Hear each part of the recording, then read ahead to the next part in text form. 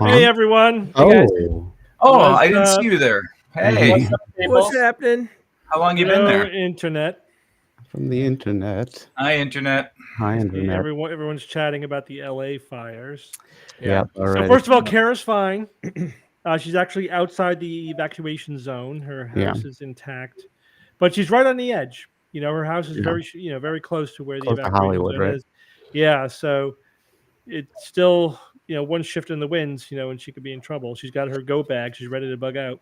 I mean, there's a lot of concrete in between probably her and the fire, right? So to some, but the problem is the Santa Ana winds. right? That can blow sparks and debris and just it's spreading the fire extremely fast. Yeah.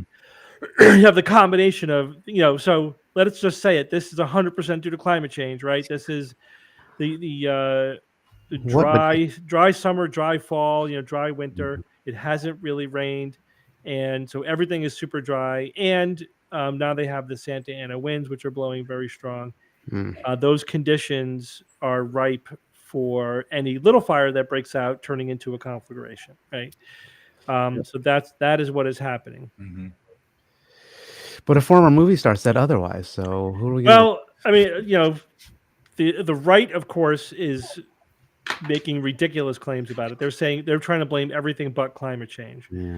So Elon Musk is blaming DEI. Hey. So it's woke liberals. They're responsible for the fire. What? Yeah. How could you blame a person for this? He's saying that this is all not true. This is 100% not true. Like, because the LA Fire Department has prioritized diversity in hiring, so they're not hiring good old white male firefighters. Yeah, I think the fire chief is gay. Is like the main. And the fire chief. There you go. I mean, it's a gay fire chief, Jay. So well, famously, gay people use more water. I think that's science. Is that science or fiction? Kidding. And then others are like Fox News is blaming the fact that Gavin Newsom was part of the agreement to remove some dams on the Klamath River, which is 500 miles to the north and doesn't contribute any water to Southern California. So there is literally no connection between the water supply in LA and removal of these dams. Is that the smelt thing? Like there's a smelt fish that it's salmon and trout and steelheaded trout are the two that I read. I don't know if smelt there too, but yeah. So there were 4 hydroelectric dams on the river, and they prevented salmon and trout from migrating, and so it devastated their population. So you couldn't do local fishing, blah blah blah, and then so they got rid of them to restore these fish populations and restore the natural ecosystem. And they also took measures to make sure this didn't affect the emergency water supply in the area. But again, none of this is anywhere near LA County. This is not in any way affecting the attempts to fight the fire. So they're just lying. They're just making shit up. So this is how propaganda works. Whatever happens, you interpret through the lens of whatever your narrative is. Whatever happens supports your narrative, and you make it support your narrative, and that's it. Reality be damned. Right? Yeah, somebody said the issue is the Santa Ana winds prevented aerial assets from being used on Wednesday when the winds were gusty. Yeah. Like it's hard to fly planes and helicopters and stuff. Yeah. Helicopters. Not to mention, I don't know if you guys saw this. It recently came out, but there was damage caused by a drone to one of the super soaker planes or whatever you call I them. blame Ian. I was not in LA. You have a drone license. Okay, where were you, in fact? That's true. That's wow. yeah. So Count for your whereabouts. One of these planes, which are pretty awesome to begin with, but Yeah. So they got one of them got damaged by a drone. by a drone, flew right into it. Somebody, dumbass taking pictures for social media, probably. Yeah, I mean, hopefully the FAA has enough power to go after them, but we'll see. Regardless, they're pretty neat, those planes.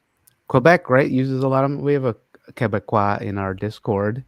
It seems like that's very important. It seems very important up there, given the last fires happened there were massive too, right? Yeah. So it seems like it's happening a lot. Only we had 50 years of warning that this was going to happen. That would be. That sounds like woke or something. Climate scientists are clearly gay. That's the problem. Gay and woke. I am trying so hard, so goddamn hard, not to engage with the insanity that's happening and what's to come. I really have tried to back away. It's impossible though. It's really impossible to not be hearing almost everything in one way or the other. Somebody asked, "Is it a drone or a UAV?" Anybody. Yeah, I know. Yeah. You imagine the weaponized misinformation and disinformation the next 4 years. It's going to be. We think we've seen bad versions of that. No, it's going to. I can't imagine it's going to get. Not getting worse. It's going to get. Bob, community. Facebook is going to use community notes to fight misinformation. Famously, Twitter is a good thing to model yourself after. Right. Like somebody called Musk Twitler. That's funny. Twitler. Whoa. That's cool. Good job. Good job, Chatter. Yeah. There's actually I have a video which is kind of a skit, which maybe we could just play to get everybody acclimated to what the scientists were saying years ago. Let me play it. These guys are pretty funny. I like these guys. Let me see if you can hear. How does he keep making every movie more confusing? Hey! All right, guys. People are dying right now. There's like toxins in the air, pollution. People are choking. We need y'all help right now. Oh my God. It wasn't that shoe that And was the standing up monkey. there. I was so What are y'all talking about? Hey, I just said people are dying right now. Like there's red particles falling from the sky. Yes. And like people are just like falling over. Exactly. Right. Oh, that's early. That is pretty early. I thought it had like 45 minutes. Exactly. Yeah, 45. Hey, 45. What are y'all talking about? My family's dying right now. Come on, please. That's he said it. That's why he cares. No, they only care about what's theirs. You didn't read that article in 1999 where it said if we don't stop doing it to the climate, people are gonna die? I mean, no, I gotta put it out right here. Read it now. Read it now. Yeah. What about his from 2005? Read it now. What about his from 2015? And then we wrote a whole book. We wasted our time in 2022. What the fuck? Y'all didn't read none of that, huh? Hey, I don't know. Yeah, it's too late now. You know when you can help? You know when you can help? In 1999 when I wrote the article. That's the past. This is now. It's quite footprint too big. The ozone layer is being depleted. Sorry, guys. The ice caps are gone, right? Exactly. Yeah, there's no more animals. No. Oceans are gone. Yes. Yeah, you guys fucked up this time. You know the sky is red. Oh, actually, no lie. I have a plan. What? Yeah, cool. We made these masks. We now we're fighting wars. We made these masks for us and our family, but y'all didn't fund them, so we did it with our own money. This is all we can make. Okay, we'll give y'all some more money. We'll take that. So give it to us in about 10 minutes and we'll start making them. Okay, cool. But too bad y'all didn't be dead in like 4 seconds. 4 seconds? What are you talking Yeah, because the toxins are coming through. Okay, give us the mask. Give us the mask. Come on. Hey, those ones that y'all making at the last second, those were good, man. Good shit. Give us the mask. It's above us, guys. It's above us. Hey, there's nobody at the movies, man. Anyway, these guys are pretty funny. It's above us. Kind of gets, people recognize it, not enough, I guess, or not the ones in power, but oh well. It's all a hoax. Yeah, all right, that's true. That was clearly a hoax. Anyway. So they invented the hoax of climate change 50 years ago so that they could blame their woke ideology on climate change. They just had that thing loaded in the chamber. That was smart of them. That's some forward thinking. Yeah. Here's a Wolfie, by the way. Wolfie. Wolfie. Feel free to click on that link. That's a good. Yeah, those guys are funny. I mean, in other news, if we want, unless anybody has any other questions, we said about Kara. Kara's good right now. Kara's good. Anybody asking in the Discord? Brian's okay as well. Oh, Brian Wecht, that's right. Yeah. I've been in touch with Brian, and he was also just outside one of the zones. So he and his family and his place are okay. I saw pictures, like side by side pictures of before the fire, after the fire. Oh, it's just it's ridiculous, man. It's a living nightmare. It's a nightmare. No other way to put it. Yeah, it's being described as a hellscape, which I think is a appropriate term. Yeah, and the fallout from this is going to be, it will resonate for I think a decade or more. Yeah, and we won't know the true cost of this for a long time. It's crazy to think about. Crazy to think about because it affects. This may be dwarfed by what's to come, though. It may not be. Sure, this is the beginning of the season, right? Yeah. Here's the beginning of the season, right? But I mean, these used to be home. There's a couple structures still kind of standing. Yeah, but it's remarkable to see that there's like a couple of houses there that didn't get burned down in that. It is pretty wild, like how random, chaotic it is. You know what I mean? Yeah. There unfortunately were, I think, 10 deaths as of now. So far. Yeah, that will rise. One of which I heard on CBS. It was a guy holding the hose, like holding his hose, like trying to fight the fire, like and dead on his lawn, which is crazy. Like, oh shit! Yeah, like really crazy. Or at least the hose was near him. Yeah. So what happens, guys? What's the order of events here? Like all these people are displaced. Kids, schools, supermarkets. Like don't exist. Yeah. Like just like towns don't exist anymore. Like I wonder what the response is to that. Like FEMA can only do so much. I mean, this displaces how many people? There's going to be a lot more homeless people in California. Absolutely. It's 10,000 buildings, I believe, right? Yeah, so it's like something. 10,000 structures. That's a number I heard. Yeah. So that's like, and that's just as of today. It's not even over. Correct. The thing, like, the insurance companies were. That's going to be fun. They were already pulling out. Like, one insurance company, like a year ago, they canceled their fire policies, but they saw it coming. Like, I'm not going to cover fire.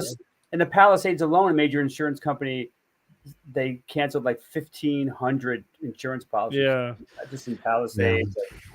Yeah. Well, it seems like everywhere on the coast, like Florida, flood insurance you can't get. Right. Well, true. Florida's having issues. North Carolina's having issues. All these places, the insurance industry is kind of it's a wild world unto itself in a bad situation. And things like this will just make obviously will have an impact on all insurance everywhere, probably statewide, if not nationwide. And it's going to crush more people and pull them, and more people are going to get dropped is what's going to happen as a result. Coverage and some insurance companies are not going to be able to make the claim, so they're going to go bankrupt. Right. And nobody will get what they want. There will likely have to be a federal bailout at some point to cover this, or a series of loans to make it right. But just how extensive it's going to be is still for determination. I think this will be north of $1 trillion. Yeah. When it's all said and done. You have to also remember that, a little technical thing, and it's kind of weird to think about it now, but only because I'm in my accounting season, is that property tax values are based on two things. It's the land plus the structures on the land. And you don't have structures on your land anymore. You're not paying the taxes anymore. And those taxes fund the government. So what they're doomed. Wow. Palisades ever going to be able to again. I'm hearing estimates. I'm just reading estimates of like 135 billion. So they're kind of and that's out. Just like the immediate damage stuff. But the long term effect will be more spread out than that between all the insurance problems. That's why happen, the tax problems that are going to happen. Investing in $1 trillion. Investing in a green energy infrastructure and also resilience to the effects of climate change is cost effective. Yeah. Because it prevents these, hundreds of billions of dollars in damage. Not to mention, obviously, lost lives, disrupted lives, because you lost revenue. I mean, there's how many different. How do you really add up? The costs depends on what you consider. Is attributable to it, but it's to the overall net cost to society. Yeah, could be on the order of magnitude of $1 trillion. It's at least in the hundreds of billions. Right, we're already there in sort of direct loss of infrastructure and insurance claims, et cetera, et cetera.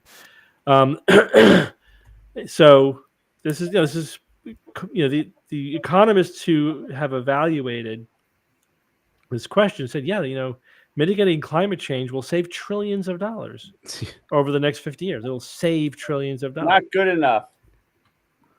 What else? It's too future thinking. Paying the price now. And I was reading a good article also by a climate scientist who he said he moved out of LA 2 years ago to avoid fires.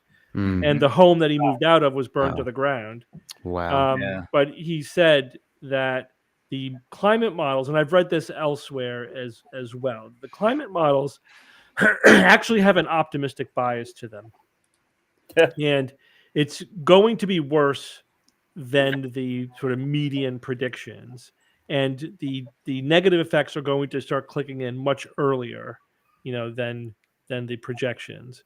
And that's what we are already seeing. Because right, Steve, didn't we read recently that there's going to be pockets of like extra crazy stuff happening? It's kind of like random and it averages out to this, but there's going to be pockets where it's going to be like, whoa, what devastation.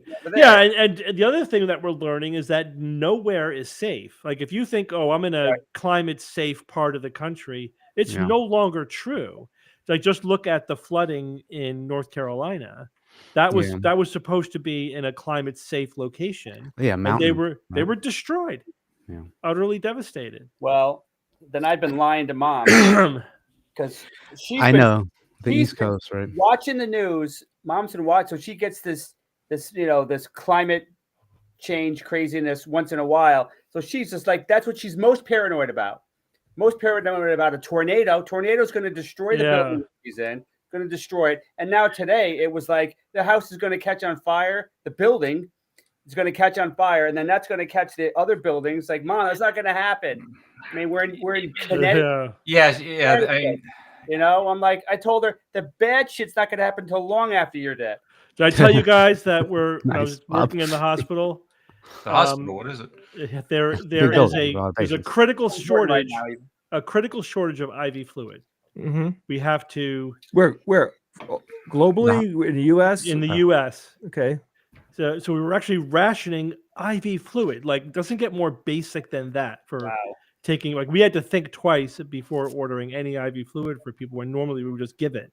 Mm-hmm. If they're dry, their pressure's low, whatever, they're dehydrated, just give them fluid. Now we have to really push, try to manage it orally and only use the fluid for the people who it's going to really save their lives. There already have been deaths in the hospital attributable to the lack of IV fluid. Do you know why we're having a critical shortage of IV fluid? Salt. Cost. I don't know. They're not making it. Shipping. They increase the cost. Tariffs incoming tariffs. No. The IV animals are going extinct. Big IV. Is because the Okay. factory that made 80% of the IV fluid in our country was in the flood in North Carolina. Was destroyed. Oh my God. Oh, that's right. Climate change destroyed 80% of our IV fluid infrastructure. And now people are dying because they don't have enough IV fluid to hang around. How do you predict that? How do you predict that chain of events? You don't. You died because of a lack of IV fluid because of a flood that was due to climate change. I mean, there's also some computer equipment that's not being manufactured anymore because that was also in North Carolina district, some very specific stuff. So you're right. There are probably several instances, fewer and more important than IV fluid, but there tends to be consolidation in industries because of the economy of scale and whatever. Just lots of reasons. Economically, that tends to happen over time as things consolidate. But that's not a good thing, especially for critical infrastructure. You got to this is like distributed. It's got to be distributed. 90% of our advanced computer chips come from Taiwan. And so now we're like, how did we fucking let that happen? Yeah. And it's going to take us 20 years to reverse that.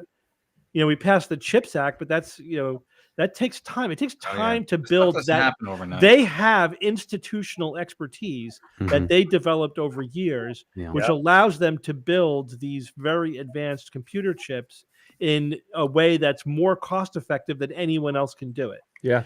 And so it would take, you can't just build a factory and do it. You have to build that expertise over time, or you just have to say, okay, we're going to build them. They're not going to be as economically efficient as the Taiwan chip. Suck it up for a while. But we have to do it. We have to subsidize it just so we have, we don't have all of our eggs in one basket that China is drooling over right now. It's the same thing. So now we're like, how many other industries have consolidated over the last 50 years and now are vulnerable to some rogue fire or rogue flood or tornado or whatever? Sure. Everything's a bottleneck. Yeah. It's scary when you think about, that type of planning, right? We need to be making all of the PPE stuff here and distributed. We need computer chips. We need, saline, for patients that are, it's constantly needed, right? These are items that we need all the time. Mm-hmm. And it's like it seems so obvious when we talk about it right now. It seems perfectly clear. We should have multiple places, places that are in the middle of the country, places that are high altitude, like just distribute the production of these things. And how is it that our government isn't thinking about these things? That's what blows my mind. There's the situation. We now, Jay, there's a million of them though, and it's hard to think of all of them. And in the short run, it makes economic sense. Just let the free market do what it's going to do. But and then when you try to do that, Jay, then everyone starts screaming about there's too much regulation, And so it's like, that's kind of the point of the government is to fix all these little problems so that, it's just like when COVID hit, we didn't have enough ventilators. We didn't have a emergency supply of ventilators. We didn't have masks, Steve. I know that. Face it. Like we didn't have the basics. Yeah. It's not really planned for the future. It's planned for what can sell today. We're typically solving the last crisis. Yeah. Right. But not necessarily like thoughtfully preparing for the next one. Yeah. That's just not how we operate. At least not consistently. Maybe there are some times when they do, And again, there is a bias in that you don't hear about that, right? If everything goes well, this, Jay. You were talking about this just with your own job. If everything goes well, nobody notices it. It's the same thing. Yeah. When the government prevents something bad from happening, you don't notice it. When they don't, everyone screams about who screwed up. Yep. I agree. And I don't want, there's a lot of people that work for government that do great work, and I don't want to put any of them down. I mean, we have a systemic problem. It's multifaceted. The distribution of wealth is extraordinarily screwed up at this point. Like we have a generation of people that are going to hit the retirement age with absolutely no money, no way to cover themselves. When you get into your late 50s and 60s, the job market drops off like a cliff. Yeah. For older people. And and I understand part of it. There's certain areas of that that I just said that I understand. Like, somebody that's been in the workforce for 30 years or more, they have a very high salary expectation. That a 20-year-old could come in and do their job and be willing to make a quarter of what they're making or less. Yeah, I get that. That's inherent, but. It is what it is. Like one thing that we have done very poorly in the United States is, we're not taking care of old people and not taking care of retirement. And it's scary to think that there are some Republicans out there that want to get rid of Social Security. You know, that's crazy. I mean, I know that when my time comes, I'm gonna need Social Security to help me get by. It's going to be a part of my calculation, and it better not be taken away because that's going to screw me up big time. Yep.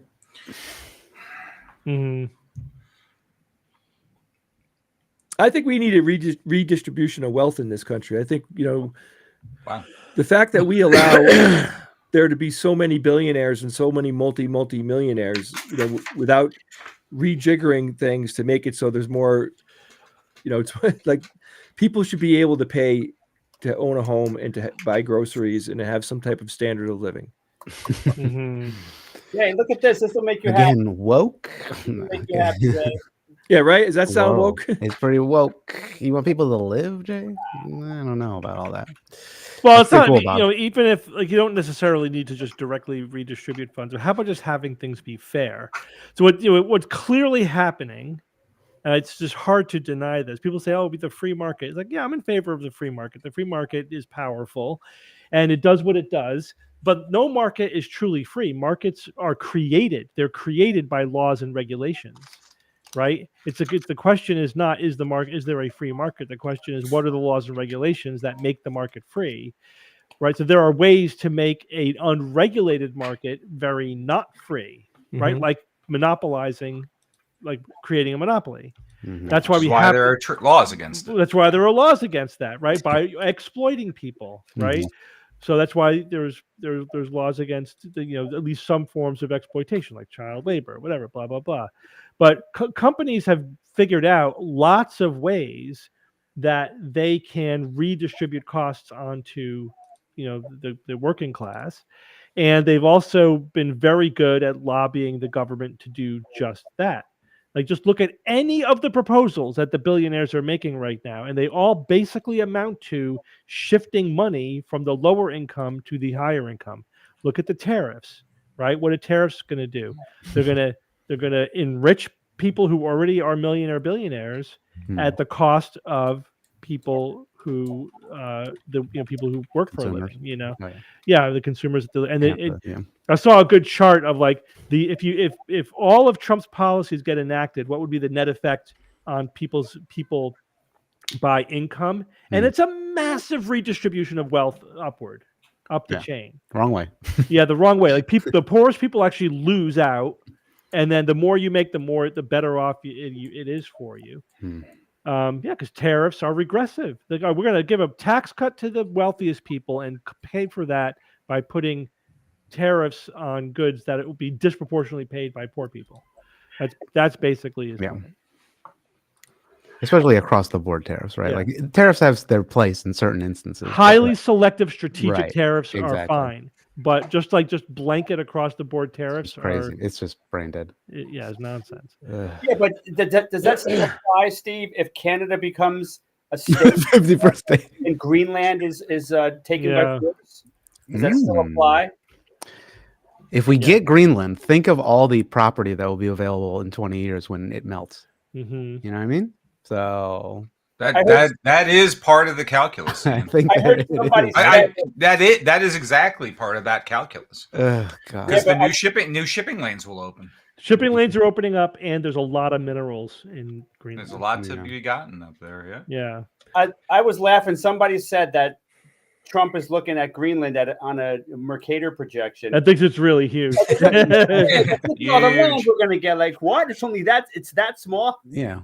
But Greenland, of course, there are people who live on Greenland. And they have to have the choice as to what to do. Yeah, they're semi-independent. They're going to vote. They're going to have I think there's going to be a vote for. They're owned by Denmark, but they have an independent legislature, and they have been pushing for their full independence. They're not going to want to now be a state of the United States. I mean, that's not going to happen. There's not enough population to be a state. They're militarily backed, right? That technically couldn't happen. Why? It would be because there's not enough people. Well, why? You have to have a minimum amount of people. Says who? I believe that is. I don't think that's that true. is the rule. I don't believe so. I think the smallest state has to have 500,000 people, if I'm not mistaken, or something like that. Aren't there like micronations? Or maybe they don't even count. I believe. According to what, the UN? I don't think that's true. Let's see. I'll look that up. Good question. Requiring to be a United States population requirement. The U.S. Constitution doesn't specify a minimum population for a state. They have, but this is just a convention. By convention, Congress has followed 60,000 free adult males. So that's not outdated. Gosh. And what's the population of Greenland? 50 something. So that won't work anyways. Yeah. No, but there's no law against it. Yeah, 58,000, 56,000. They're almost there. Is anybody talking about Yeah, just but that's how detached from reality it is for Trump to be talking about taking over countries? Yeah. Somebody said it in the chat. They're using the word Lebensraum, which apparently is like a Nazi expansionist. Yeah, policy, you know what I mean. So I mean, yeah, I don't know. You know, he's obviously doing it to like. He could be trolling them. Yeah, yeah, it's a needle. You just don't know because you have no idea how serious he is. But I mean, it wouldn't be a bad thing for the U.S. if we actually did own Greenland. It's just the idea of saying, "Oh, we're going to use economic, and I won't rule out military coercion in order to acquire it." That's what's crazy. Yeah. You know. Well, I don't think he said it about Canada, right? He said economic. Yeah, he said about Panama and Greenland. You're right. He declined to rule out military intervention. You're right. That's true. Canada, I think he's just trolling Canada. Yeah, he's just. I mean, Trudeau basically stepped down, right? In part because of that, maybe. Well, he was on the way. He was on the way out. He was going down. To do with that. And either way, he was done. He was pretty much done. And he wants to rename the Gulf of Mexico the Gulf of America. Beautiful name. Great name. Isn't that beautiful? That is so Trump. Remember that wonderful scene in Santa Claus is Coming to Town towards the end? The narrator's like, hey, you know, whatever happened to Burgermeister Meisterburger? You know, that asshole that was running that town. And it showed a picture of him on the wall, and the picture falls and breaks, and like, people forgot about Burgermeister Meisterburger. Yeah. The family. I wonder when that's going to happen with Trump. When's that picture going to fall? And it's just kind of like in the rearview mirror, and we're not obsessed with that piece of crap. Bob, I think at this point that could fucking be never. Mm-hmm. At this point, or not in our lifetimes. Yeah, it could be generations of damage that people will be talking about.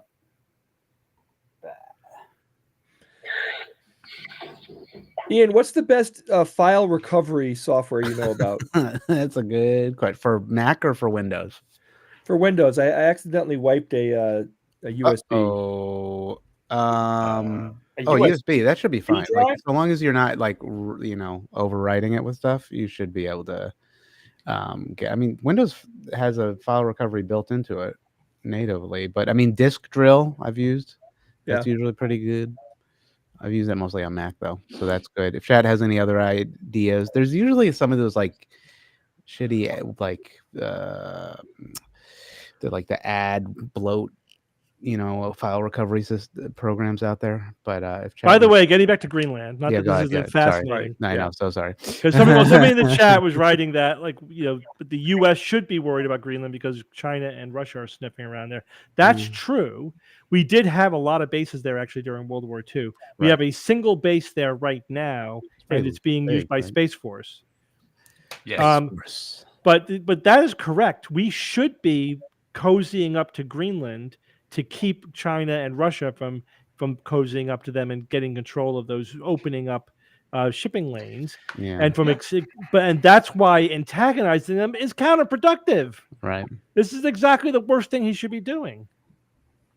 You know what I'm saying? Mm-hmm. Rather than following diplomacy and to advance our ends, he thinks he's just going to be a bully. It's a form of diplomacy. Yeah. It takes different shapes. Empire building. We'll see. What else do we have to talk about? Someone asked me what this was. Oh, yes. As a car antenna. You conducting? Aha. It looks like a car antenna. It is not TV antenna? TV antenna.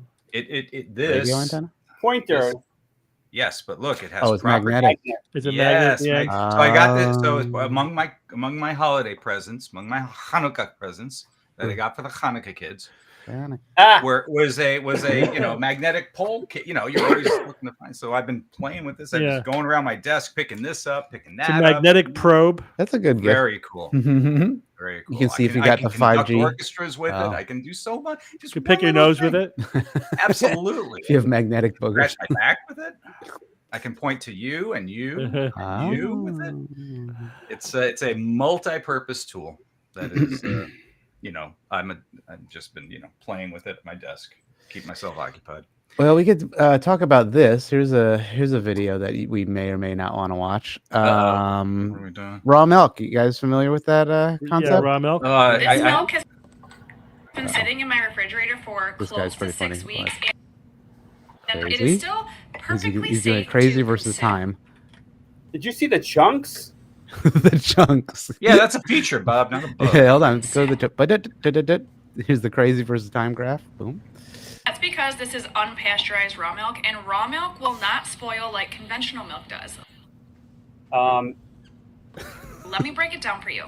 Raw milk is a living superfood. What? Very similar to human breast milk. It is packed full of gut-healthy bacteria. You're gonna die. Pasteurized milk, on the other hand, is a dead food. The heating process kills off most, if not all, of the nutrients. So Oh my god! You mean like bacteria? Is bacteria a nutrient? Yeah, yeah, that's what they say. It's bullshit. It doesn't kill off the nutrients. That's utter nonsense. Utter. Utter. Well, it kills off the bacteria. That's kind of the point, and the viruses, and the parasites and fungus, whatever else might be in there, any living organisms. Right, the rat poop. Yeah. So she's assuming that all of the bacteria that in there are gut friendly, and that's not always the case. Yeah. What are you saying? It is a vector for spread. So now with the bird flu infecting raw milk, it's like even more risky to do that. Pasteurizing milk has saved lots of lives over the last century. Oh my gosh, seriously, no doubt about it. Yeah, the idea of dead food, screw you. It's just nonsense. Just silliness. But anyway, that's popping on TikTok. It's the it must be true. Mm-hmm. I mean, I think I had it. Have you ever had a glass of unpasteurized milk? No. I have once in my life. Yeah. In which I went to a diner, I don't know, 3 a.m. This was during my college days. And I went to college up in New Britain, Connecticut, which has a large Polish population. And this diner was run by a Polish family, Polish, like as in like first generation to the United States, Poland, people from Poland running this. And when you ask for a glass of milk, unless you specifically asked for, I was having pancakes or something, unless you specifically asked for pasteurized milk, they will give you the unpasteurized milk. So unbeknownst to me, I had it and I took a sip. And I'm like, what the hell is this? I almost puked. It tasted so foreign to me. My body almost like went, like one of those things, like when you open a door and some sort of smell overwhelms your senses. Is like that. And it was pungent. It was. It didn't. I couldn't tell from a smell that it was different. It was the taste. Once that hit my tongue, I'm like, oh my gosh, this is not milk. What is this? What did they do to me? And I figured it out. And that was it. One time and one time only. Yeah. I did not get sick. I was very happy about that. Don't spoil it for the others. Well said. No crying over it either.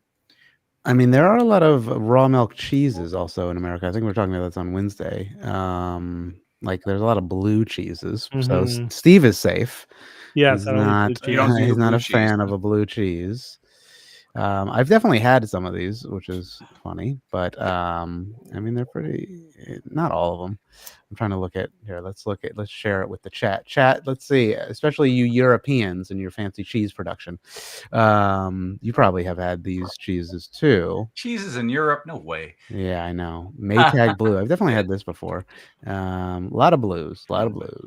Buttermilk blue. The blues. Crema blue. It's going blue. Paulette. Oregonzola from Oregon. Oh, I get it. Oregonzola. Yeah, I don't know if there's. It doesn't seem like there's a lot of ones I'm familiar with. It's not. What's your favorite cheese, Steve? The Sardo. Yeah, Argentinian Sardo. So let's see. Is Argentinian Sardo pasteurized? Let's not. No, You know what? Let's not burst that bubble. We'll just keep it. What's hidden. that one that comes in the can like whipped I cream, wouldn't care. like the Ready Whip? Cheese whiz. What country makes that cheese? Definitely American. That's so That was American. made in France. I come from France. Uh-huh. It is pasteurized. There you go. So see, There it's you good. go. All right. And You took the risk. Argentinian Parmesan is a close second. It's actually, I think, just as good as the Argentinian Sardo. Sardo is kind of a generic term anyway. It's not like a very specific. It's like saying table cheese. Mhm. It's not that specific. But yeah, that's the good stuff. That's my favorite cheese. How about the basically- maggot cheese? Yeah, Karzu. Maggot cheese. Maggot cheese. Kasu Marzu or something like that. It's an Italian one. That one's illegal even in Italy. Is it? Yeah, apparently it's like it's Legal cheeses. Let me look at it up again. We talked about it on a live stream. Kasu Marzu, that's what it is. Ugh. It's technically illegal Sardinian cheese that Yeah, it's contains from live Sardinia. maggots. So I think people can potentially get sick from it, given I would think that you would wonder why, but apparently there would it's be. got an interesting thing. it would Velveeta is pretty good. There you go. be, yeah. Yeah. That's that. So Venezuelan beaver cheese. What is that's got to be a lie. That's just goofy. Venezuelan beaver It has a cheese. vanilla flavor to it. I don't know if I should be searching for this. I feel like something's going to happen with my. It's a real cheese. Oh, it's made from capybaras, Copy. not from the like those dudes up. Capybara. Beaver milk. Yikes. I didn't know that was a thing. That's funny. Beaver milk. It's not even a beaver. Capybara is not a beaver. And if you don't have it, you leave it to beaver milk. It's a rodent. It's a rodent. Yeah. Thanks, bud. Ooh, Oh God. I am picking up so much good stuff. Look at all this stuff. This keep me entertained for hours. Got a collection over here. You were Let's see if easily there's any of entertained. those. Easily entertained. It's more fun than that drone I bought for myself. Haven't flown it yet. Jay, look what I found in this treasure chest here. Ooh, what'd you get? It's a Is that a marine. Marines Marine symbol, emblem? yeah. Yeah. Yeah, it was Dad's. Your dad? Oh my gosh. It says Air Ground Logistics Team, Marine Expeditionary Force, come to fight, come to win. Presented by Sergeant Major. Was your dad a war veteran, or was he just in the No. service and didn't? He just went have to he just went to boot camp and came back with a lot of awesome stories. Wow. My father was in Korea, Yeah, I think he not remember that. frontline, but he was support. But he was in Korea. In fact, he almost. I don't have all the details about it. He almost married a Korean woman Mhm. while he was there. So, my question is, like, am I only me because of the two parents I had? In other words, Yes. I would not otherwise be here, right? Yep. Yeah. Okay. This is not like I would There would be half. still Of be Evan it. here, would be but half- half Korean. It'd be Ev. Yeah, it would be somebody else. It would yeah, be somebody else entirely. right. Yeah, probably. Pretty much. But they- Wild. That's how it is. That person Wild would to be think your about. half sibling, It's true. Wow. even though they'd be in a different universe. All right. Let's see who could recognize this first. So you have a multiverse of half siblings. You ready? Yeah. Ready. Bah! Oh, Raiders of the Raiders of Lost the Ark. Lost Not. Yep. That is the that Evan is got the it. dead The piece thing of that burned staff on of his Rob. hand. That's right. I thought it was solid though. I didn't realize it was hollow in the middle. Was it chocolate? Yeah, that had a little bit of the hole, and then Yeah, the light has shone to go through that, Steve. No, that's Well, goes no, through the the gem. prism. the gem. Does it have writing on both sides? That's a good point. Is Take it back solid one. or Take not? back one kadam to honor the Hebrew God whose Honor staff the it is. Hebrew God for which this. What a good movie that is. That movie is really. It was good. epic. My gosh, That movie was so awesome good. from beginning to It end. was It so really much was. fun, that movie. That is just good 5 action times adventure. in the theater, 5 times in the theater. Oh, totally. One At person on least it. 5 times I saw Yep, that. it has a hole in it. Look. Oh yeah. Okay, I just There never you go. noticed, I guess. It was so good. It flowed well. look, it's Evan. The story, everything about it. I There's can't Evan. think of anything wrong with that. There I am. And Yeah. even, you know what I love? What's her name? Who's the woman star? Yes. Yeah, it was Karen Allen. Karen Allen. She grabbed hold of that character and made her what she was. She was in great. In the movie. No, she was going to be like the classic. Just the damsel in distress. Yeah. Falling down, needed to be saved. And she's like, bullshit, let's do it this way. And man, they listened. And That was great. made her an awesome That was a character. great character. Love it. That was Lucas and Spielberg at their best. I think for each. And then they should have stopped. Spielberg's, and they've each done great things, but together with that project, that was in Harrison Ford. It was But what do you think about the so criticism that without Indiana Jones, the outcome of the movie would not have been different? Yes, that's a good point. The Nazis would have died. The Nazis would have found the Ark. They would have gone to the island. They would have opened it up, and they would have died. But would they? How would they have found the Ark without Indiana's? Because they would have just gone and gotten the headpiece and from what's her name, and they were right on his heels. Yeah, they would have had it. The only if you delete him from the movie, the outcome is the same. But weren't the Nazis looking in the wrong place because they had a false? That was because they would. That's because they were going with they the only have burn. one half of the they only have one if you just delete Indiana Jones, let's say he just never goes. The Nazis go to her bar. They take the headpiece of the Staff of Ra. They find the Ark. They get it. They end up at the island where they check it out, and everybody dies. Mm-hmm. Yeah, unless something else happened where they couldn't get it for some reason. You know what I mean? Like, but what? I mean, I don't know. They never actually get the piece. Well, one big difference is where the Ark ends up. At the end. That's the only difference. Unless, of course, the Americans then go there and find a Ark with a bunch of skeletons, and pick it up and take it back. Yeah. True. Anyway. Yeah. But regardless. It's a good point. Fun movie. Fun. It's fun. It was nonstop action. Yeah. And holds up, even though some of the it holds up effects, totally. Yeah, but still holds up. And some absolutely classic moments. Yeah. Oh gosh, yes. Cinematic history. Good stuff. Man. They were scared of ass. And then, like so many franchises, the end. I mean, the three. You don't like the three movies, the trilogy. They were fine. They were fine. Nothing has the magic of the first one, but the other two were worthy sequels. I thought they were especially the third one was solid, man. That was a solid in Venice and it was good. Yeah, I don't know. Last time we watched it, the Glass Skull one was an abomination. Oh gosh! And I didn't even watch the recent one. Did anybody of you guys watch the recent one? The most recent one? No, I divested from the franchise a while ago. It's called The Dial of Destiny or something. I didn't even know the name of it. I don't want to know anything about that. That's crazy. Spielberg going down his crazy road. He's a believer in everything. Sounds like a Tenacious D movie. He is The Dial of Destiny. No credulity whatsoever. And if you're looking for credulity in Steven Spielberg, don't look there. Just enjoy his work. He's a great storyteller, and let's leave it there. Yeah, third one was Last Crusade. That's what it was. But oh my gosh, what a stinkeroonie! Sean Connery is like that was good. That was a solid movie. Everything. Well, let's see. What else can we talk about? There was something that came out on science-based medicine, Steve. I don't know if you have anything you want to talk about. Surgeon General alcohol warning. I talk about it on the show for this week. Ooh, yeah. Listen to the show. You'll have to listen to the show. Yep, no spoilers. So, but you can go read this and maybe get a. So that's a warning about the warning. Yes, this is a warning about the warning. Warning. So is that. And if you watch it in the morning, it's a warning, warning, warning. And if you're listen in the morning, sad, then you're in mourning about the warning, warning. Yeah. Correct. Right. Glad we straightened that out. You. Iron that out. Ironed out. You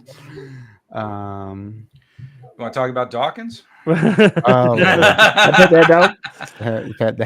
could. Dawkins resigned from the from an atheist from the freedom from religion, right? Yeah, freedom from religion.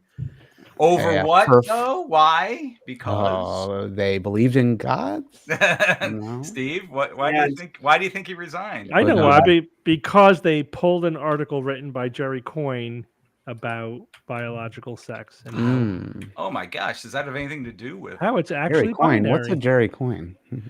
Never heard of that guy. Yeah. Oh yeah, Jerry Coyne's. No, he's very. Well, this is exactly what I was talking about in my talk at SciCon, and about the fact that we need to be able to have as skeptics like an honest, good faith discussion about issues like this, without making it into this kind of moral stance, like you're either with us or against us, and you know what I mean. But I think that Steven Pinker, Jerry Coyne all resigned.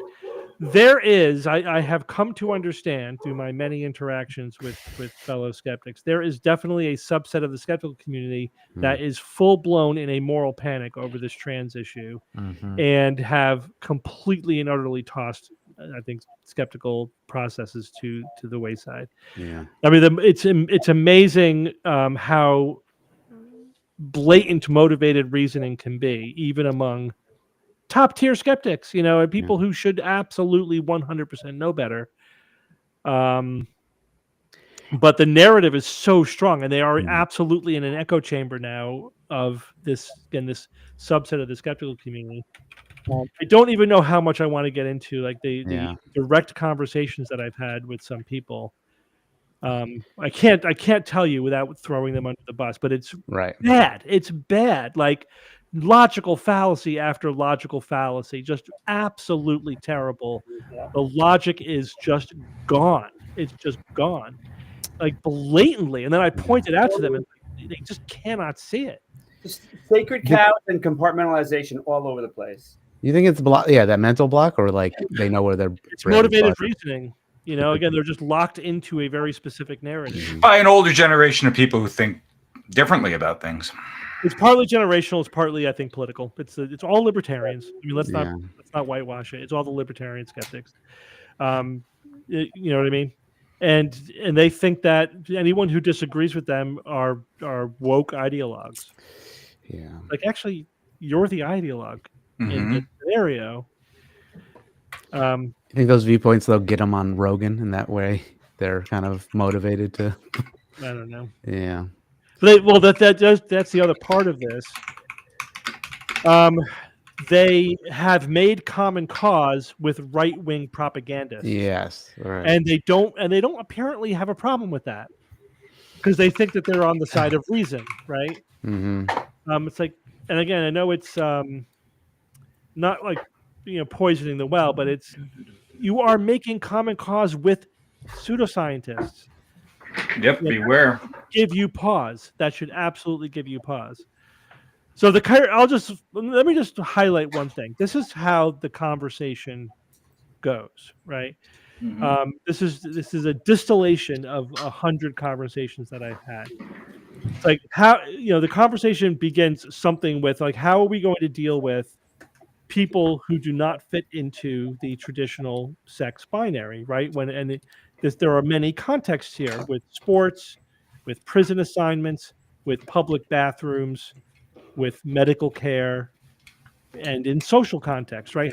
How should we be thinking about and how should we approach people who do not fit into the strict gender binary?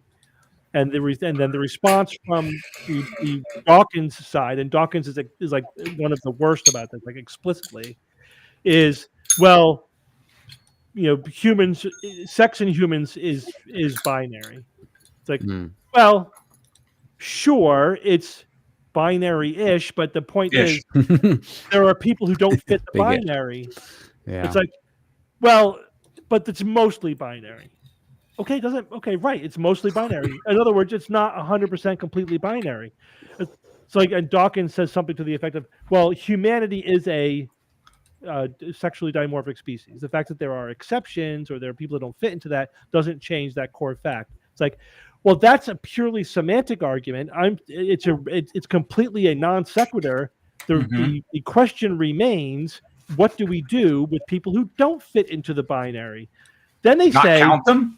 Then they say, well, if you only look at gametes are binary, therefore sex is binary. It's like, what the fuck does gametes have to do with it? We don't divide up sports leagues by gametes. We don't make any of these decisions based upon gametes, like whether they have sperm or egg. We're talking about, we're talking about biological sex in people that has a slew of characteristics that don't always line up on one side or the other. What do we do again with these people? Do we, for example, should a woman who has XY chromosomes but has complete androgen sensitivity, basically half male, half female, but is female bodied, do you think that they should be in a male prison and should be, because they have sperm, and that they should be in a male sports league? Right? Is that what you're saying? They should use male bathrooms, public bathrooms? It's like, but gametes are strictly binary. So, but then they get stuck on that. So it's like this semantic argument about gametes are binary, therefore sex is binary, therefore then they say, well, you're just being a woke ideologue. That's their ultimate answer. You got me. How am I being a woke? I'm asking a question about people that undeniably exist. Then they do say, as Evan says, well, there's not many of them. It's like, well, there's millions of them. That's a few. What, are you not going to count these people? Yeah, they're people, first of all, and yet there are millions of them. The fact that they're statistically a minority is kind of the point, actually, that they're being, not treated well because they are in the minority.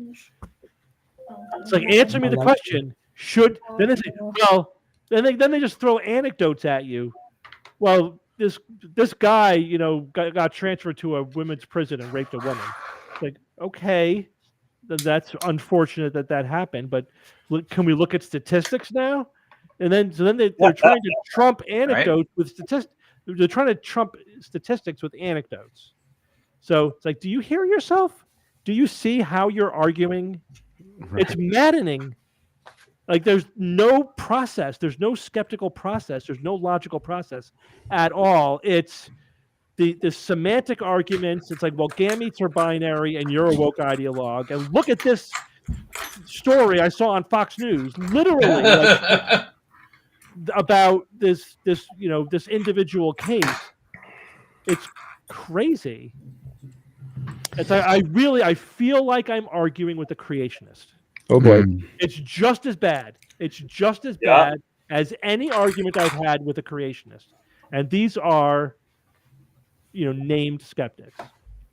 It's frightening that we have to recognize, this is again one of the points of my talk, we have to recognize that being skeptics, generally speaking, doesn't make us immune to ideology, tribalism, motivated reasoning, getting locked into a narrative. Does not make us immune to all of that. We have to be incredibly vigilant, humble, open, and don't just assume that your fellow skeptics are ideologues because they don't agree with you. The "you're just being woke" thing has been thrown at me so many times. It's ridiculous. I can tell they're all following the same script. You know how? Because they're all following the same fucking script. That's how I could tell. Because they're saying the same thing in the same ways in response to the same points, like without any thought, even though it's a complete non sequitur. It's a complete straw man. It's like, well, I never said that. I don't believe that. Who were you arguing against? Again, I feel like I'm arguing with a creationist or a climate change denier or whatever. Yeah. It's like, so you have learned nothing being a movement skeptic over the last 20 years. It's, as we were talking about this the other day, it's like, if you're debunking Bigfoot and UFOs, then you think that you're the shit, right? Because you could debunk the easy, low-hanging fruit. But when your critical thinking gets really challenged by a challenging issue, everything gets thrown to the side. All skepticism gets thrown to the All side. defenestrated. Bye-bye. So disappointing. Yep. Of course, they believe all of this about me, right? Because I'm a woke ideologue, because I'm like, but there are people who don't fit the binary. You're a woke ideologue. Yeah, Steve, how come you're taking money from Big Gay or something? I don't know. Like, Whatever. Big gay. big Big gay. what would it be? It would be big LGBT. big woke. Big That's what woke. it is, big woke. Yeah. Anyway, so eventually that video from SciCon hopefully will come out, which is a good. I know a lot of people have been asking about it. I know a lot of people asking. We know you want it. We will try. Yeah, or I might just re-record a new version. We could. That's a good point. We might just do a video. Yeah. That's probably a smart. Yeah, they had the holidays and everything. So do it, man. Do it. Do it. So what you do here, you see, is it's Oh, part of a wait. kit. So you've got magnetic stuff you want to get, but it's underneath. Are you something doing the Raiders? You have Is a this the mirror, Raiders? right? a lighted mirror. A lighted mirror on an extension rod, right? So you can see. And then you have, so that's with this hand, and then this hand has the magnet. This is That's actually a larger crazy. magnet. This kit is so great. Why didn't I have this like so many years ago? What if it's a plastic thing you're trying to retrieve? Can you see your own asshole with that?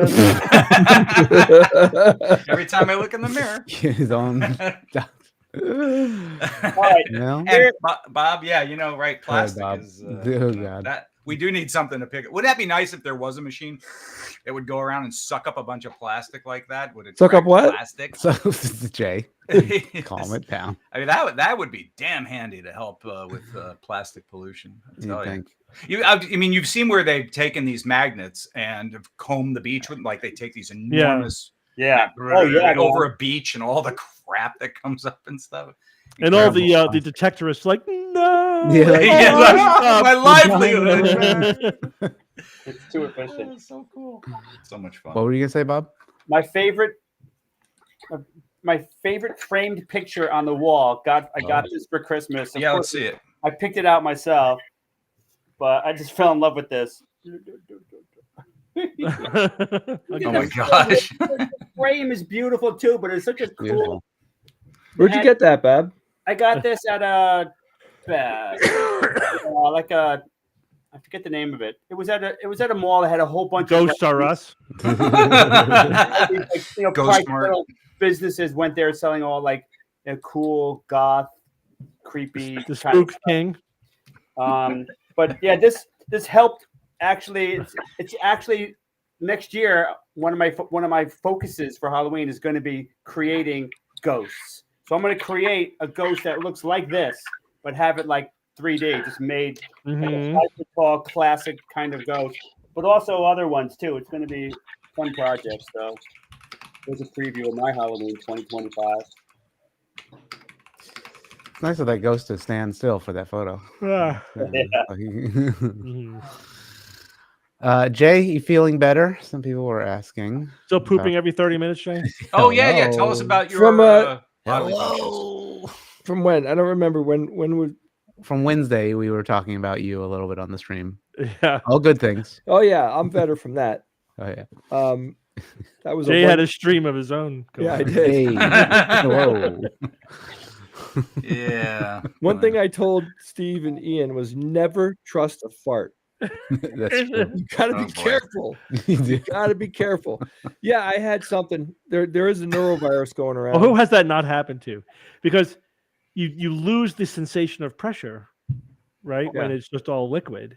Yeah, that's right. And it feels like, because it is amazing that you can tell the difference between a fart and a poop by the way it feels. That's right. But when you have diarrhea, It's quite handy actually. You lose that distinction. So everything, as you said, everything's a poop. Like you cannot fart. Everything is a poop. Oh yeah. Until you're like back to total normal. Yeah. I think you need a cleanse, Jay. You need a cleanse. That's part of the reason why you're going every 30 minutes. Like, you have to fart. You got to do it over the toilet. Yeah. Yep. Has anybody on the stream that's listening to this gotten the neurovirus, like the full version of it? I don't think I've never had it.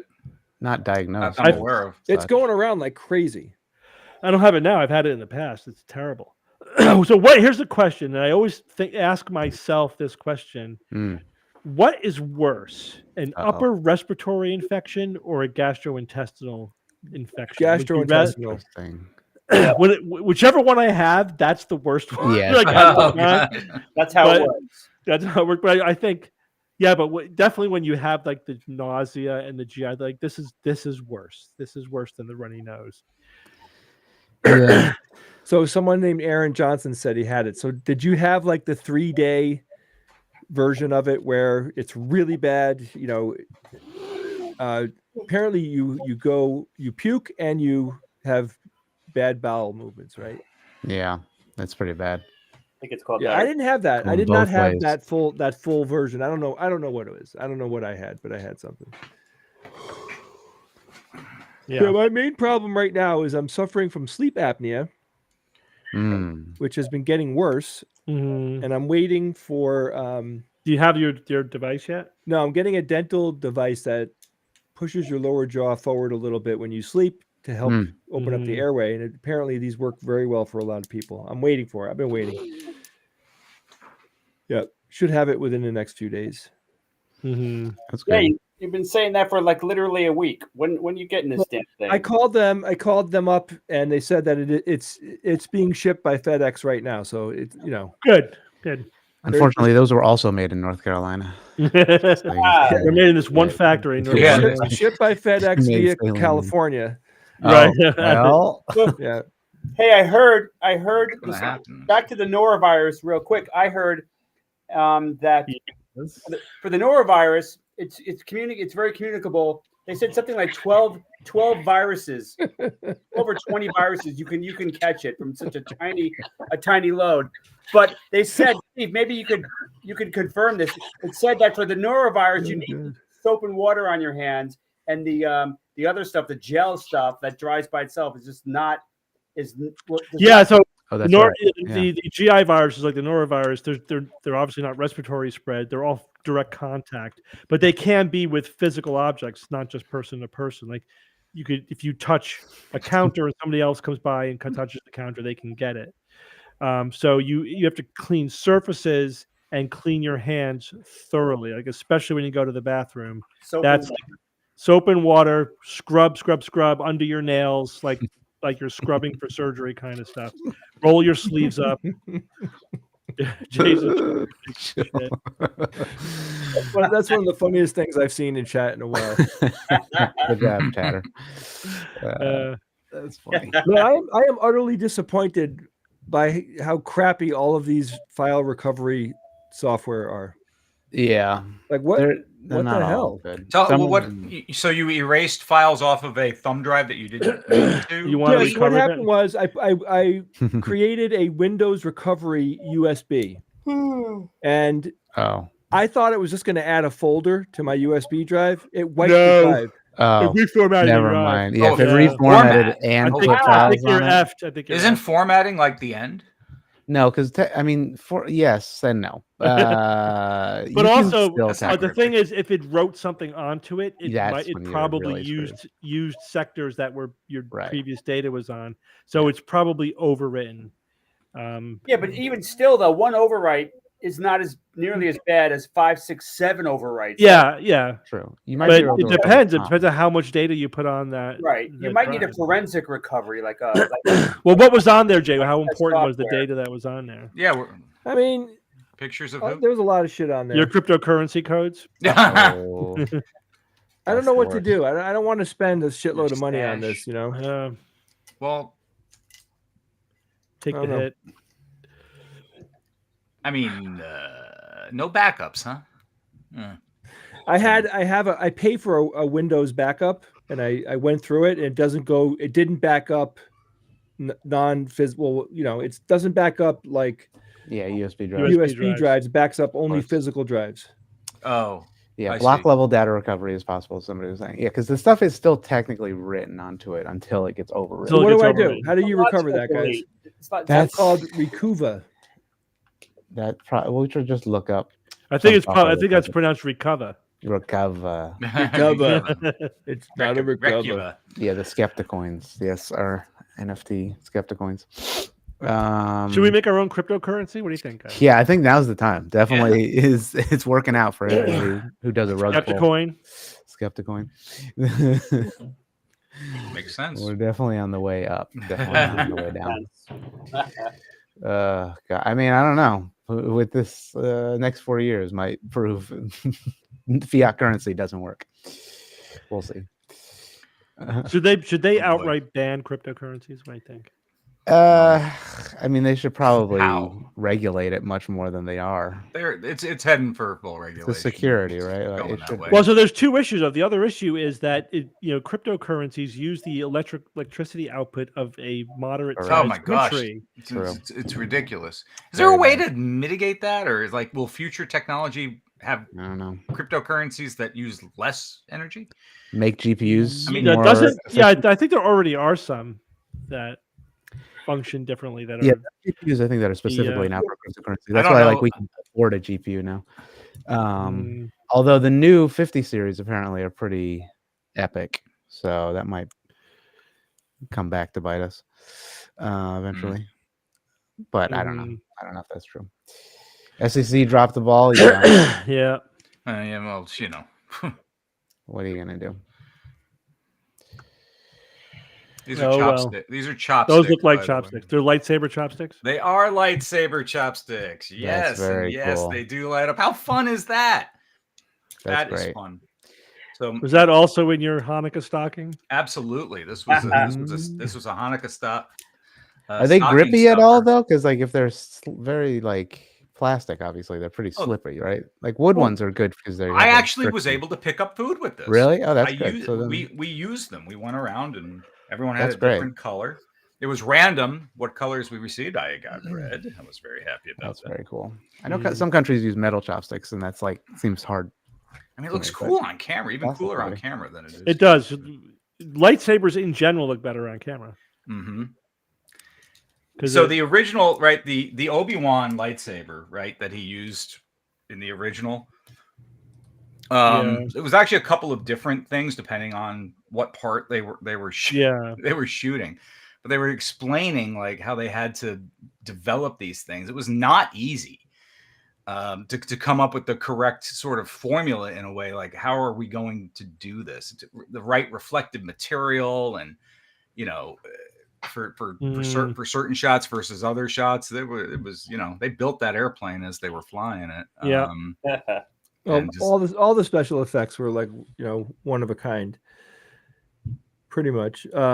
Just used the Fork 7. Very good, Grimbeard. It's funny when you look at the things not via the movie, but you look at the props that they built and all that stuff.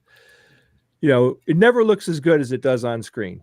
Mm-hmm. When you see the Death Star's terrain that they built, it wasn't that much, and it just looks really non-special when you see the piece that they built. You mean the surface of it? The surface, yeah. When they go into the trench run, the camera went down into that trench and flew through it. But you look at that thing, you're there's not much to it. You look at the explosions that they had happening as the camera was going by, and they don't look. They just look. It looks really. Fake. I remember they filmed those explosions of the ships. I think it was at 100 frames a second, and then the Death Star explosion was framed. Oh man, I think it had a couple of 100 frames per second. So that when they played it back at normal speed, it was not just a pop. It was. Are any of you guys watching Skeleton Crew? So yeah, somebody was asking. Not yet. How is this? Dude? No, is it good? It's okay. I mean, it's pretty worthy Star Wars, but it's for kids. It is for kids. Why?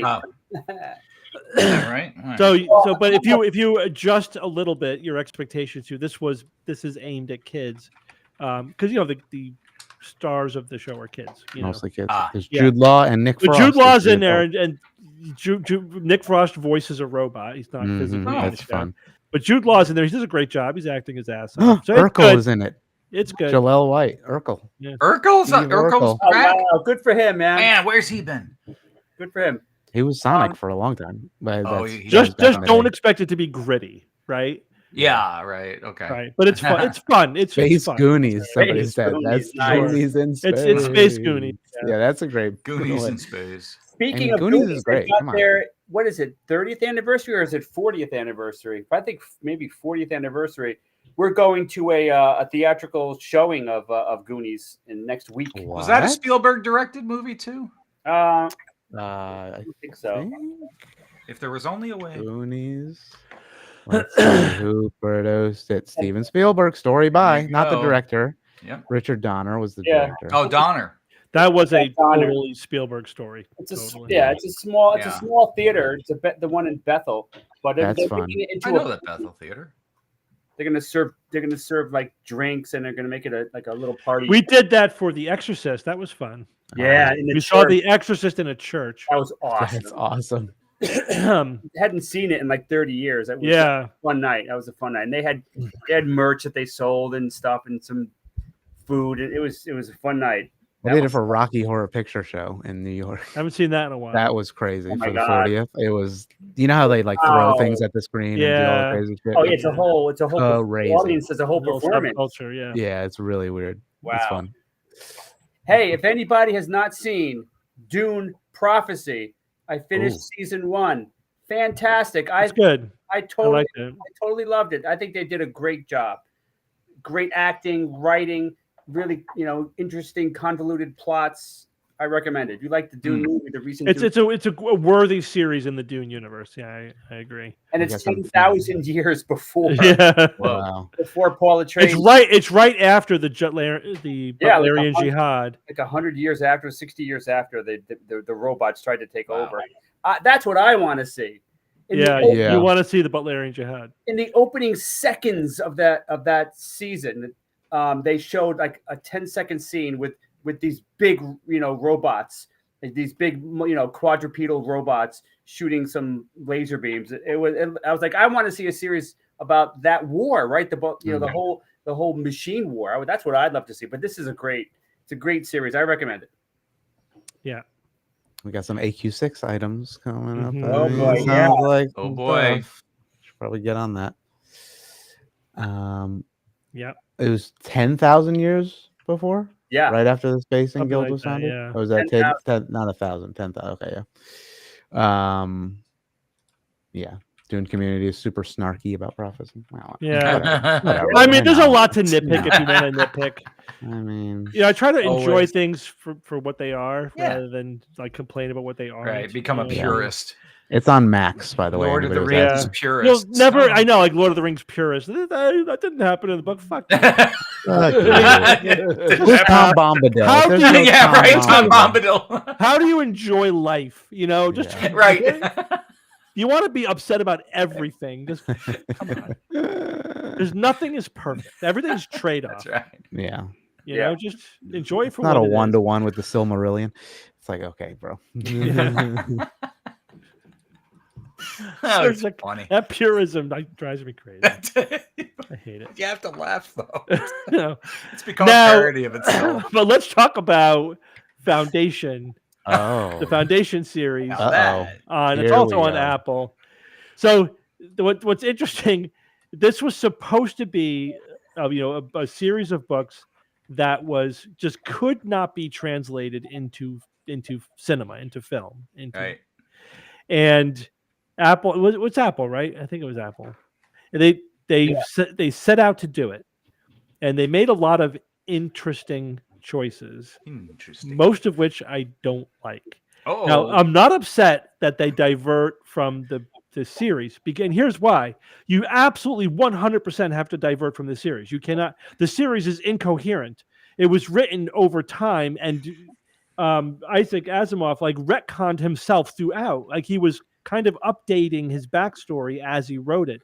If you read the first book is analog. You know what I mean? Like it's completely at odds with the rest of his universe so in the later books he has to kind of rewrite the kind of like the way things function.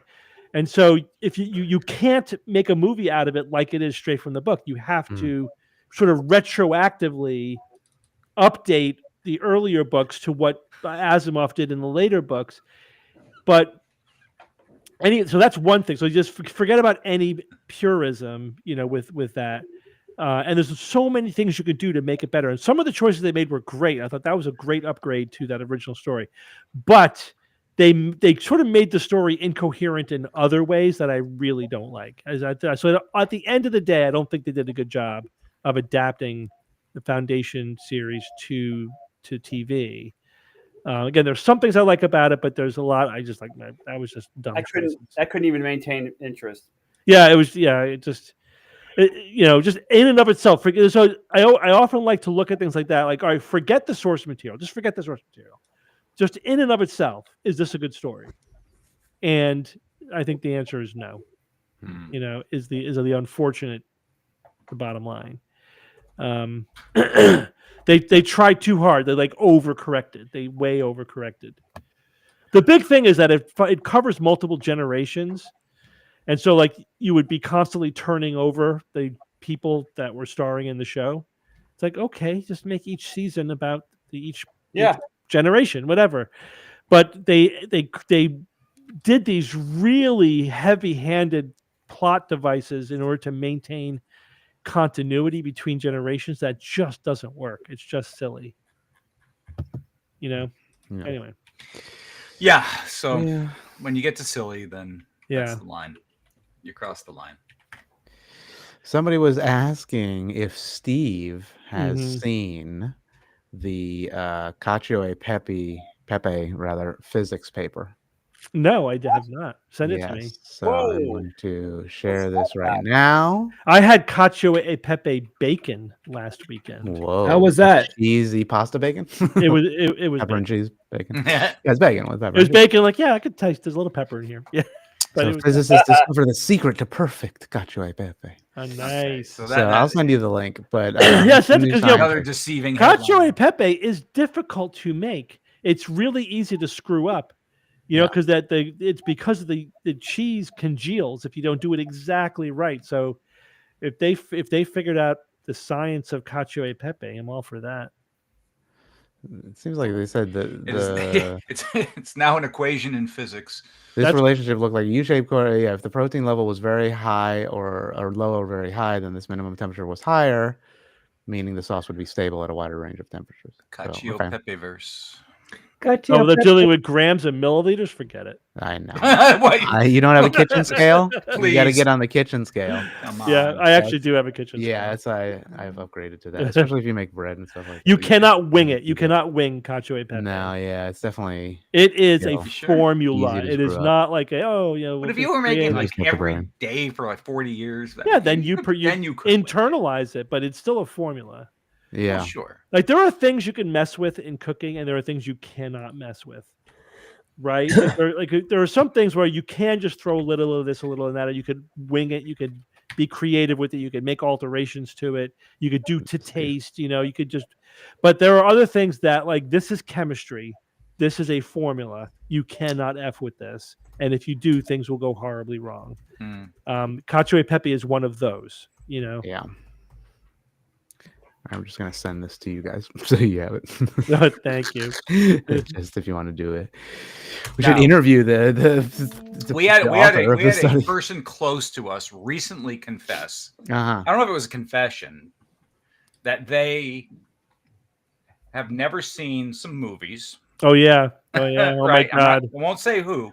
Oh. But like for example. The original Star Wars. Never saw the original. Never saw The Godfather. Hello. And this is somebody on the close to us. Let's face it. We're going to have to remedy that situation. Although Jay's wife has never seen 2001: A Space Odyssey. Yeah, that's correct. It's very slow. And you allowed that marriage to happen, Steve? Have to remedy that situation. Let me know because I want to be there. All right. They need a 2025. I'm in for that. I will do that in 2025. I love that movie. We will 100% do. That's my favorite movie. Ooh, you know what? Patreon. We could put it on Patreon. Let's do it. So in the context of this, though, I will confess. It's not Kara. It's not Kara. It's not Kara. Although it sounds like Kara, but it's not. Right. And we don't even know if she hasn't seen Kara saw The Godfather. Yeah. We know that she has seen The Godfather. I have never had Cacio Pepe. So what does that do? Does that make me like a... Okay. You're Jewish, though, so that's okay. Okay.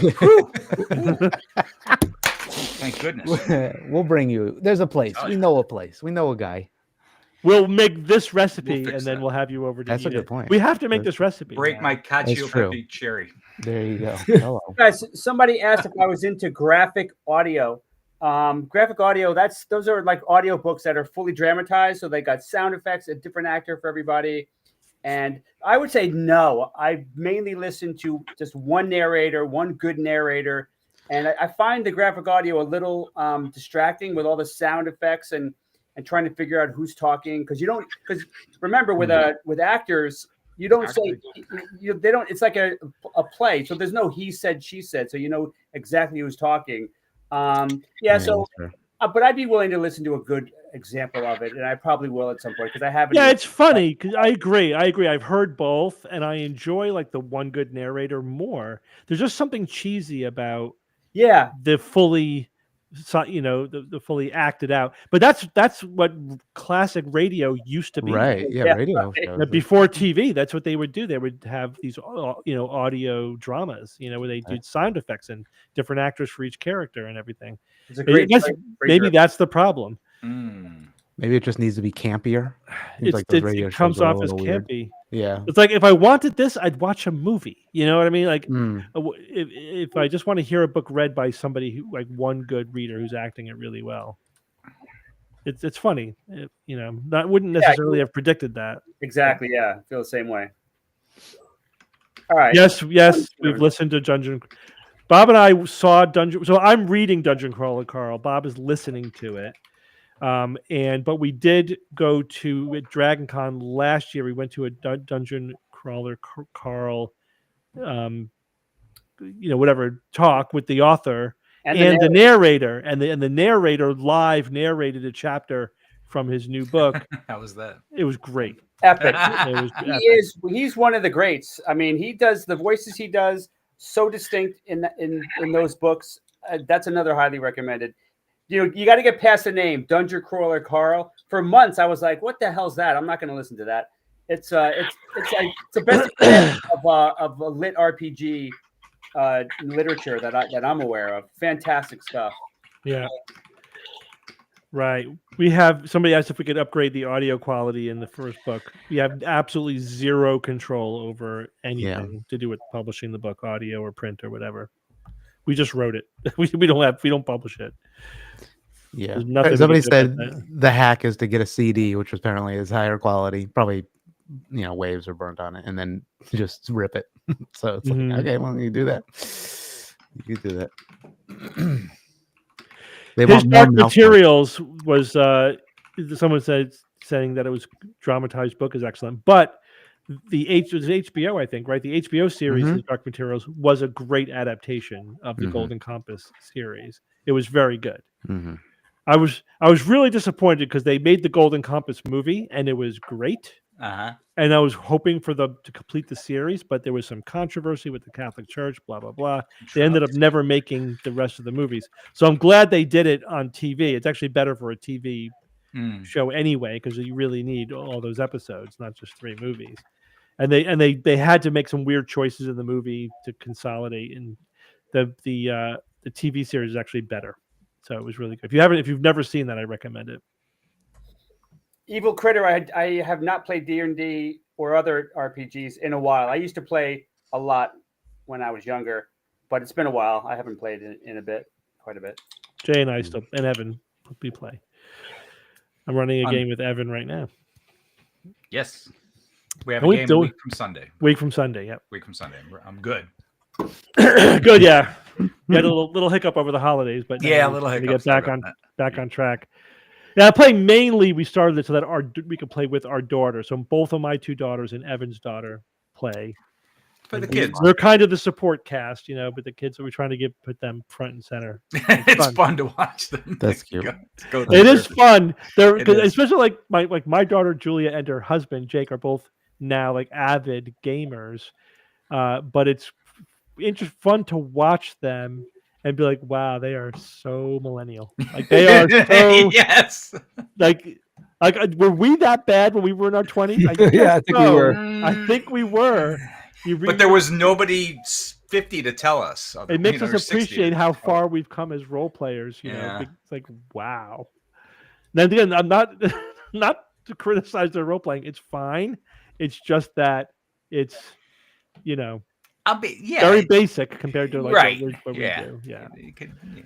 They're kind of playing themselves, right? That's you do what everyone does when they first start to role play. You play yourself, and you know what I mean, rather than like really getting into a character. Yeah, we have the experience of decades of tabletopping, plus all the working we've done. We know how to do characters. Right. Plus, they get out of game a lot. It's like, don't talk out of game. You know, just talk in character. Be immersive. They'll get there. We'll get them there. It's fun. It's fun. It's a lot of fun. All right, it's 6:30. Yeah, that's it. Cacio e pepe. Yep. One more question: how much does it cost to send something to a physical data recovery? About $100. Yeah, no, I like $500 to $1,000. Honestly, for a thumb drive. I mean, I don't know. It's for them to even open in the package, I feel like it's going to be a lot. Somebody in SGU land must do this stuff. Yeah, maybe for somebody a living. does that actually. If you are a data recovery specialist. Yeah, reach out to our awesome audience. I mean, somebody said $1,200. I tell you what, if the SGU audience were to repopulate, the species or a planet or something, I mean, we'd have pretty much everything that we would need as far as expertise and knowledge. Sure. 100, 200,000 people like that. Sure. Someone said you can't un-Steve Steve, but I have. I have played characters that were absolutely diametrically opposed to Steve, to my character, my personality. Oh yeah. Just ask Jay and Evan.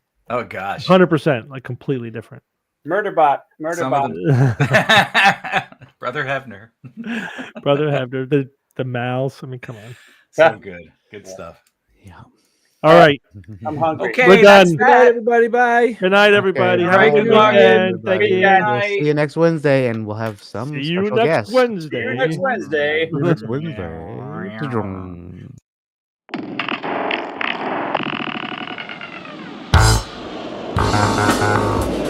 Skeptic's Guide to the Universe is produced by SGU Productions, dedicated to promoting science and critical thinking. For more information, visit us at theskepticsguide.org. Send your questions to info@theskepticsguide.org. And if you would like to support the show and all the work that we do, go to patreon.com/skepticsguide and consider becoming a patron and becoming part of the SGU community. Our listeners and supporters are what make SGU possible.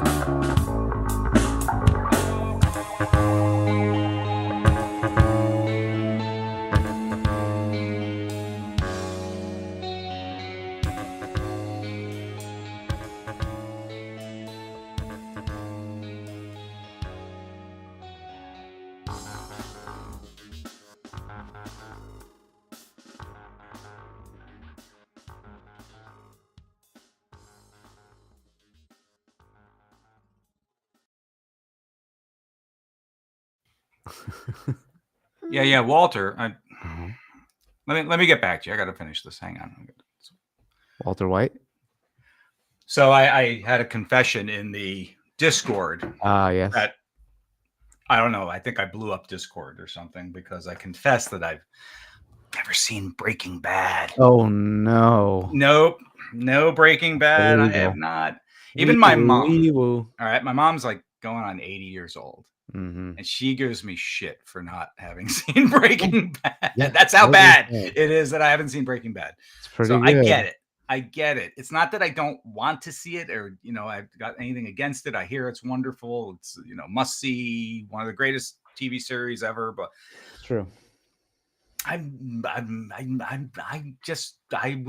there will come a point in my life in which I will watch it, but I know if I'm going to start watching it, I'm going to need to finish it. Right. Yes. So I have to find that investment chunk sort of my time. And I don't see it kind of fitting in with kind of all the things I'm doing in my life right now. Well, you could just wait for have mercy on me. Have mercy. You could wait for Malcolm in the Middle, which is coming back. Apparently, there's a reboot, and that is basically the precursor, I believe, to Breaking Bad. I'm in that concept. Yeah, I was a meth dealer. Yeah, that's right. Somebody posted the link, the GIF in the. I knew the main character's name was Walter. Yes, that I did. That's know. about it. And white was the last thing. And there's a desert. I'm the one who knocks. And that's about it. If the video had ended 15 seconds earlier, we would have had a Jay. Oh, end of stream. He was just sitting there, and I was watching him, and I was like, "Oh my gosh, he remembered!" And then he disappeared. I was like, "Oh." You can tell he's very, very concerned about this thumb drive, this recovery. That's right. He's got. Ian, you don't have to tell me if you know, but do you know what file or files? The files that I know that he had. No, I mean, I think a lot of it is the drive that he uses whenever we go on trips. So it's like a lot of stuff that he's working on. So it's like he has like one main file or drive with audio or video. Yeah, but I mean, like all this stuff is backed up, like that we send to Steve after the recording. So that's what I thought. I mean, don't we have like a vault where all that stuff gets deposited? Yeah, for the show, but like his personal stuff or stuff that he's worked on, like, is probably right there. So unfortunately, that one wasn't backed up. You need money to launder? Yeah, we'll get into that. Yeah. Anything else that's happening in the world that you want to ask? You're already in the thick of it when it comes to tax season? Easily. Yeah. Oh No, I've got happening. Plenty of work to do. I'm going back to the office, not tonight, but I'm going to go tomorrow to, the more I can kind of stay ahead of it, the easier it will be later. Yeah. It's a matter, I mean, there's 1,000 hours of work for me to do between now and April 15th. That's just the way it works. I have about 1,000 hours. And if I can not have to wait until February to start getting into those 1,000 hours, that's going to save me precious That's true.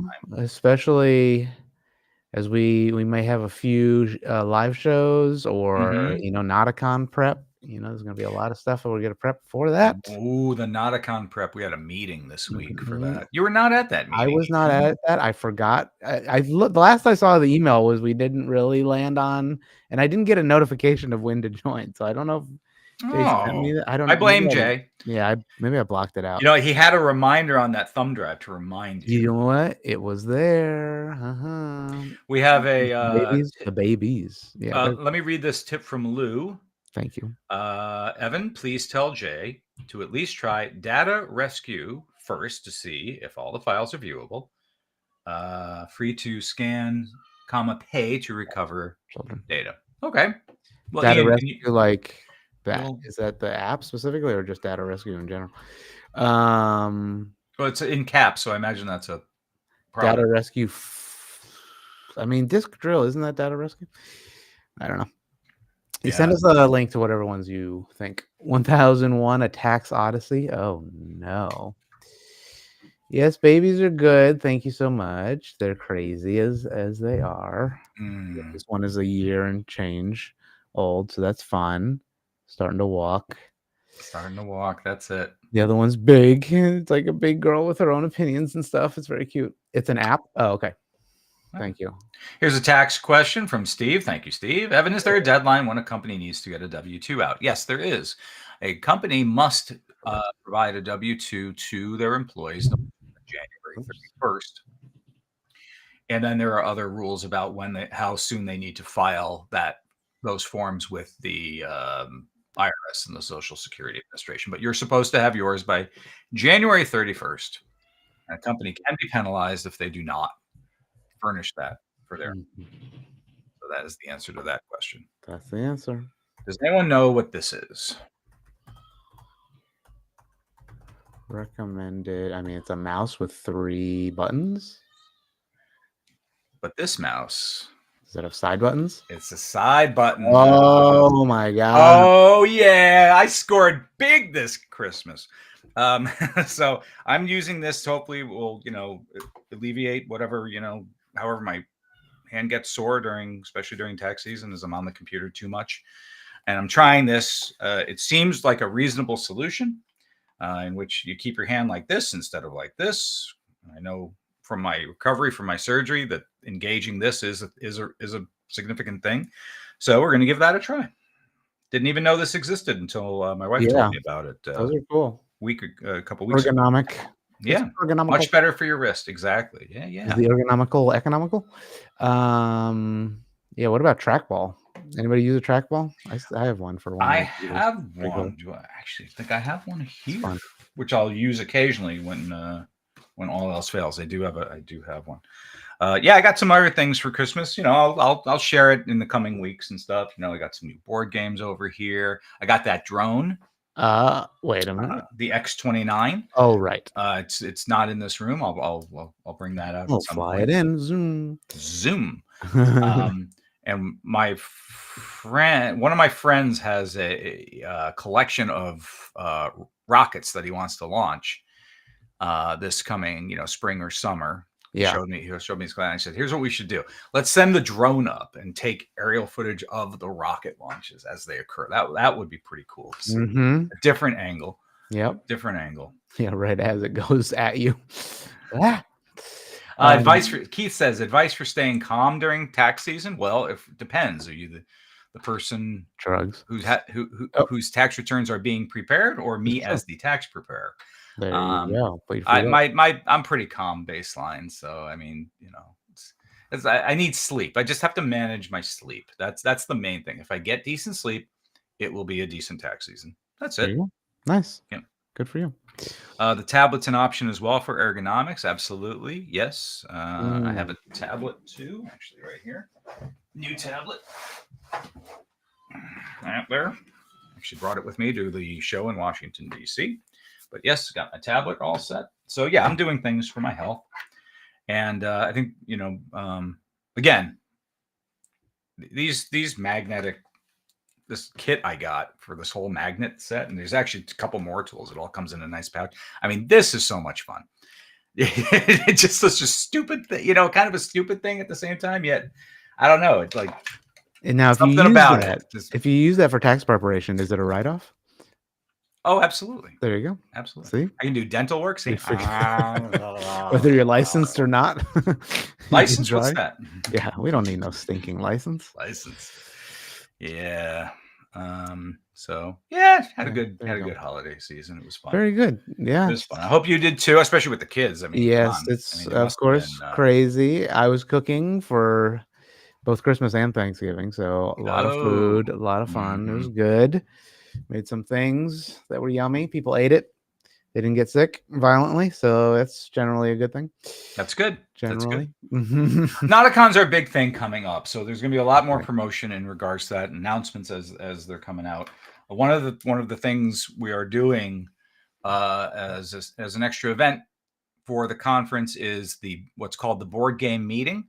The afternoon before the conference officially starts off, it's the pre-event in which 50 people have bought tickets to come and play board games for a couple hours with us during that Thursday. It's going to be a lot of fun. It's already sold out, so I'm sorry about that. However, what I do want to say to the audience, because I'm sure some people listening now are going to be part of it, is that I'm going to be emailing people soon, because I'm coming up with a list of potential candidate board games.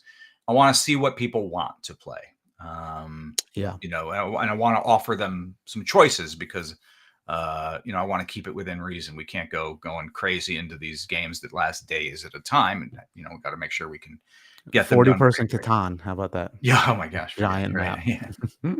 So I'll be putting that together, and I'll be firing off an email to those 50 people soon, and we'll collectively start choosing our board games that we want to see at that event. It's going to be so much fun. It's going to be a lot of fun. And I was talking with George earlier today. We were talking about some things in regards to the conference. It's going to, if we're as great as the first one was, my prediction is this one will be as good, and we're looking to make it even better. And I think we should achieve success there. So if you haven't bought your tickets, please do so. Ian, I don't know if you have a little QR code to share with people. Yes, I totally do, and it's right there. Boom, Nauticon. That'll lead you to the website. You can register, you can get all that stuff. There's a lot of stuff there for that, and fun. really going to be great. It's going to be fantastic. It'll be fan-freaking-tastic. All right. I think that'll do it, Ian. Yes, that's a good Friday live stream for y'all. Thank you for being here. We'll probably see you next Friday, I believe. Next Wednesday, certainly. And then tomorrow, don't forget to get that episode. It's downloading. If anybody had issues with the premium or the legacy feed, rather, it has been fixed. So those are now available. Those episodes, the ad-free ones. But if you want, go to patreon.com/skeptics guide and become a patron. So that'll be even better. Thank you, Sean. Thank you, everybody. All right. Thank you, see you later. Thanks, everyone. Bye-bye. See you later.